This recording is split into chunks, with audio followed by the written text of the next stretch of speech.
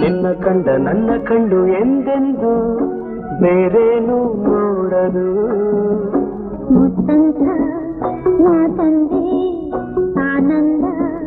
ನೀ ತಂದೆ ನಿನ್ನ ಕಂಡ ನನ್ನ ಕಣ್ಣು ಎಂದೆಂದು ಬೇರೇನು ನೋಡದು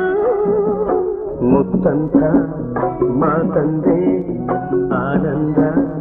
ನೀ ತಂದೆ ಲ ಲ ಲ ಲ ಲ ಲ ಲ